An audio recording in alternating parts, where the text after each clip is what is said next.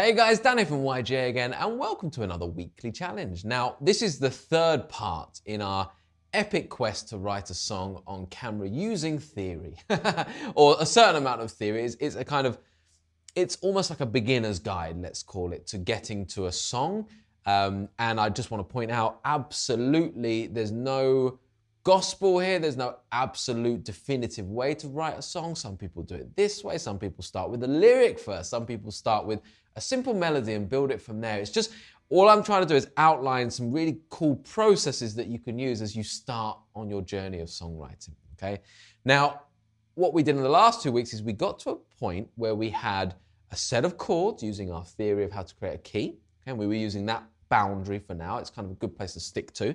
And then we embellished that. So we used then seventh chords. We used kind of notes from the pentatonic outside of the chords to create something a little bit more unique. And that's where we ended up. Okay, so that's how we ended.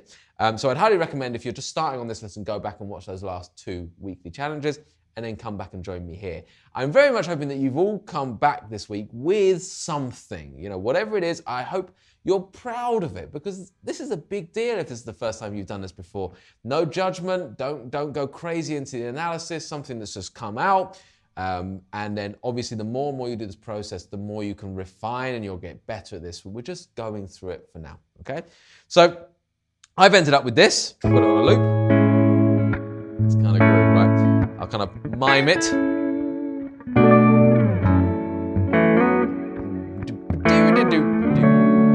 You can listen. All of those, just trying to work with my looper. Good job we got a camera on that to make me look really stupid with my foot tapping away. Those, but the idea here is that we've now got that part, okay? And there was an A section, there was a B section. Now today we're going to be talking about melody. We're going to be talking about writing like a vocal, but as a guitar. Now, depending on what type of music you listen to, some types of music just, they just have to have a vocalist, in which case we're writing for a vocalist here. We're kind of writing a track. 99% of the pop songs that go out there, I guarantee it will be a guy who's written it on a piano or guitar, written the vocal, and then they get Gary Barlow to sing it or something like that. It's that kind of thing. So it's perfectly valid to write a vocal part on the guitar. So that's where we're really going to be focusing in. But equally, if you're really into your guitar music, your instrumental music, writing using the guitar to do a melody, it's slightly different because you're a bit more open to the guitar as all the technique, all the various cool stuff you can get out of a guitar. You can go a little bit further into that. But for the purpose of this video, we're thinking as if we're writing for a vocalist. It might be me, it might be ourselves. It might be someone in your band. It might be because you want to write a bit of live music, or you might be wanting to write for a singer. All of those options are there, and that's what we can do on the guitar to develop that. So there's a couple of little things we're going to put in place. The first thing is, I would highly recommend getting as good as you can with just the basic scale. So we're dealing with the key of A major here. So we're going to be working, my whole melody is going to be based around the A major scale. Now, of course, that's not necessarily just using that shape. I can play this scale, develop that shape. I can play it in various shapes across the fretboard. I can use my cage system to do that. I can play it in my major pentatonic, which is 5 notes from that scale.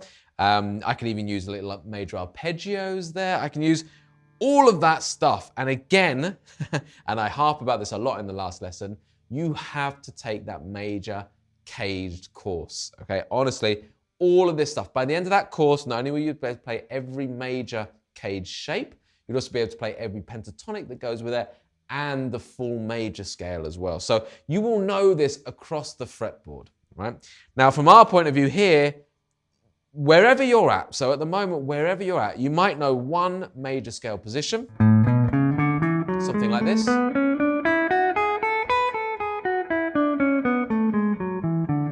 You might know it as a 3-note per string scale.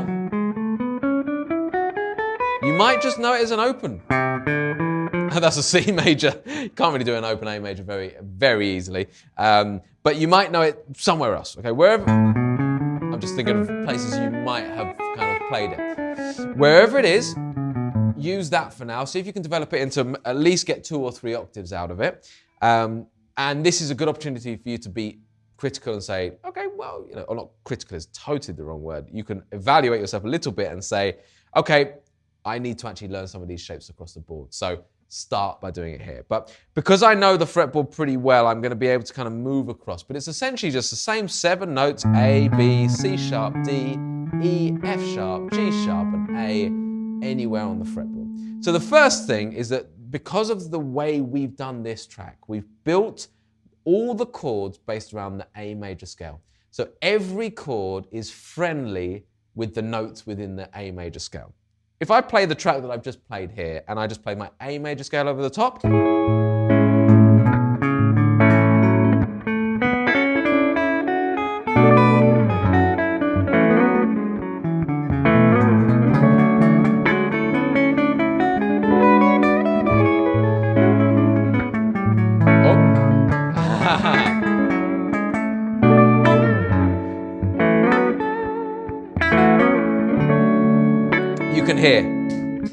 you can hear that every single note works well, basically. You've got to use your ears. Occasionally you might get just, slight little clashes here and there, but fundamentally all the chords, all the scale tones are going to work because we've built the chords from that scale.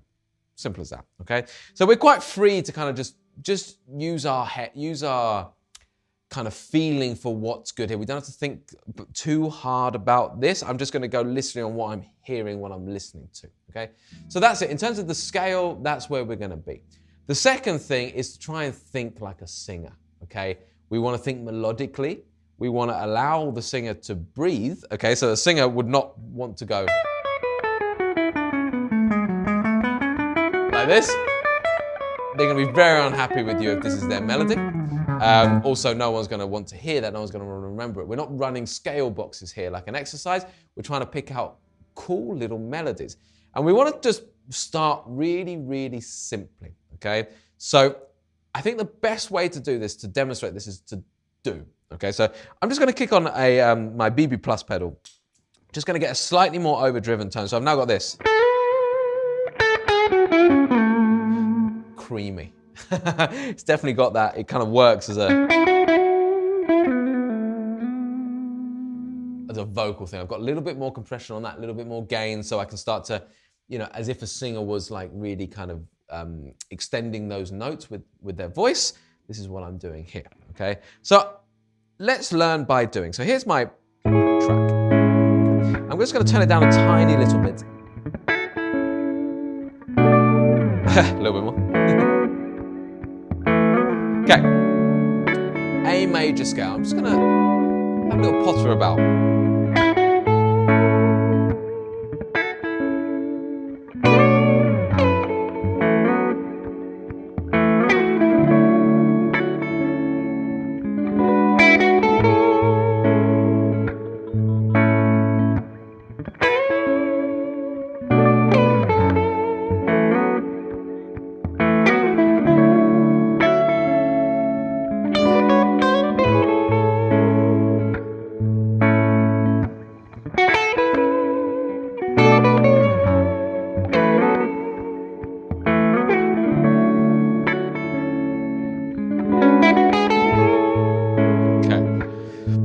Hopefully some of the things you're picking up on here is I'm in no rush, okay? I'm ignoring all will as a guitar player to go.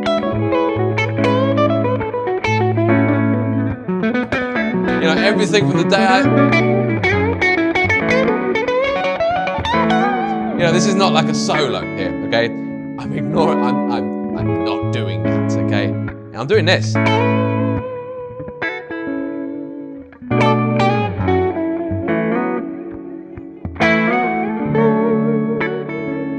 Okay, what's the difference? Phrasing. Phrasing is the difference. I'm leaving space. I'm allowing notes to breathe. If I hit a good note against a good chord, man, do I want to hear that. I don't want to go away from that.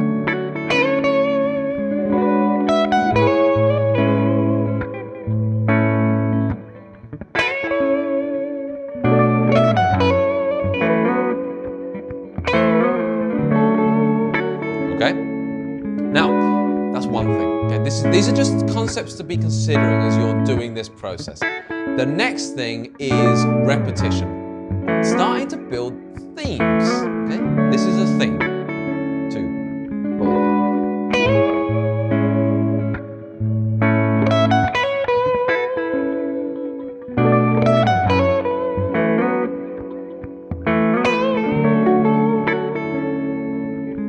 Theme. Same thing again.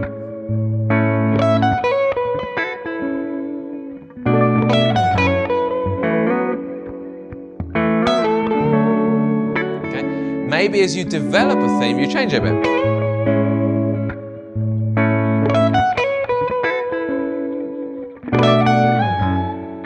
Ah! I'll try that again. Nothing wrong with mistakes.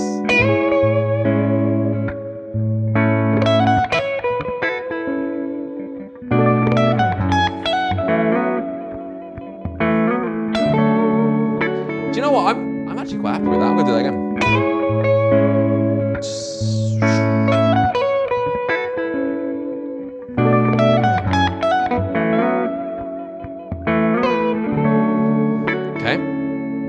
So let's just pause that for a second.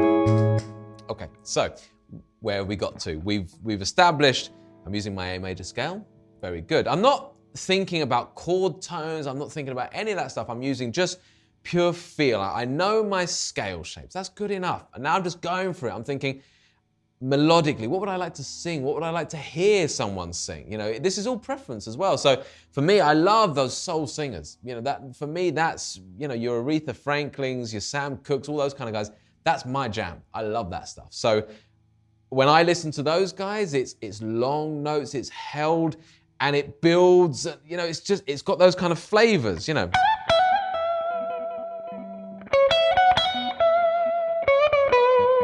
Those little mini bends, those kind of slides, those trills. It's got all of those flavors to it. So that's why you can hear I'm bringing that into my vocal here. But some of you guys might be sitting there have written a punk song. And then that's not going to be any good for you. You're going to want this kind of...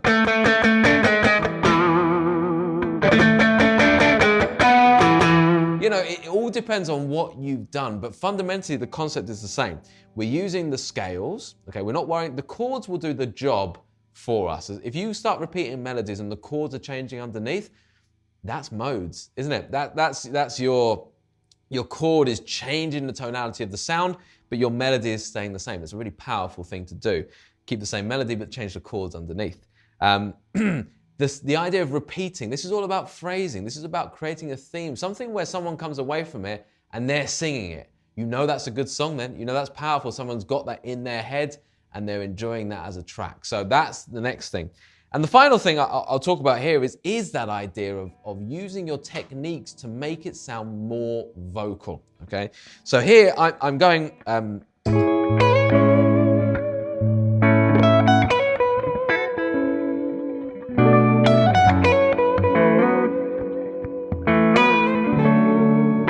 okay? So I'm not going...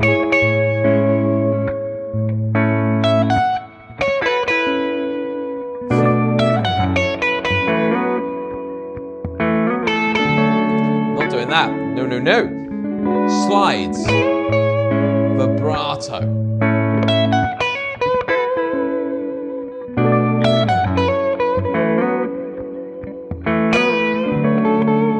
Bends. Dynamics.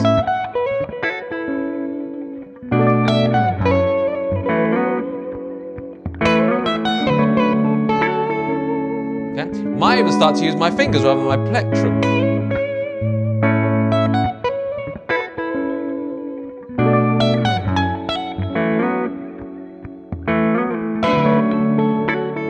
Okay, now we're talking.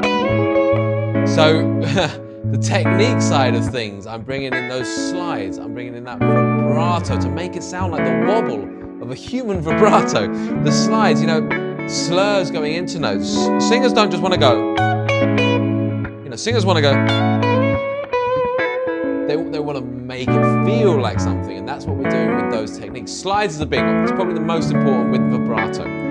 Let's do it again.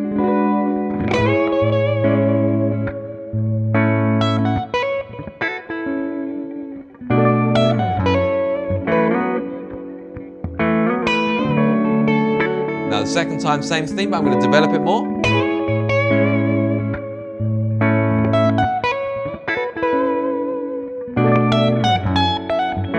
Oh, that's nice. Okay, I'm going to actually record that.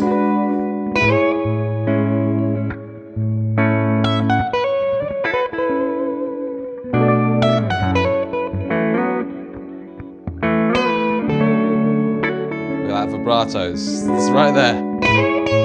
Ah.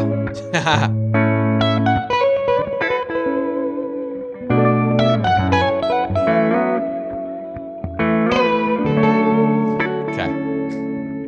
So I've got 2 on 1 there because I only did a loop of one set of chords. So let's just stop that for a sec. So I've got my melody and I'm really happy with my melody. What I'm just going to do quickly is I'm just going to kind of transpose that to be a little lower in key. So rather than starting right up here, that's quite a task for a singer. I'm going to bring it down an octave. So I'm going to kind of use this as a C sharp note. So I think I might try it down here. Now this being able to do this is all about knowing your shapes. So I've got the C sharp, I've got my starting note, and now I know that I'm within my scale shapes. I'm within my kind of box shape there. So 2, 3, 4. 3.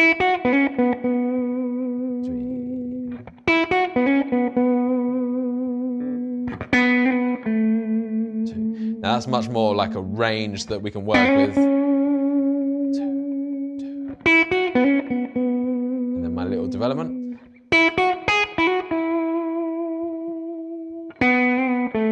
It's really nice. 3, 4.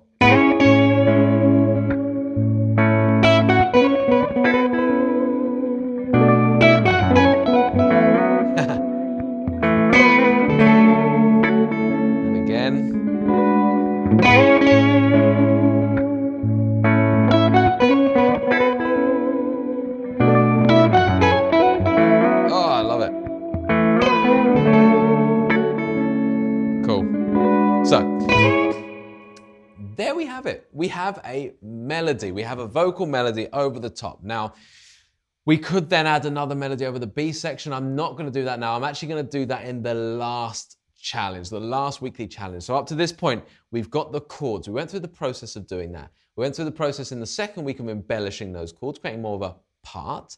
And now we've gone through the process of writing a vocal. Okay, so you can hand that to any singer, and I guarantee they're going to be very, very happy singing that vocal. And they might develop it themselves, but we've got something there, haven't we?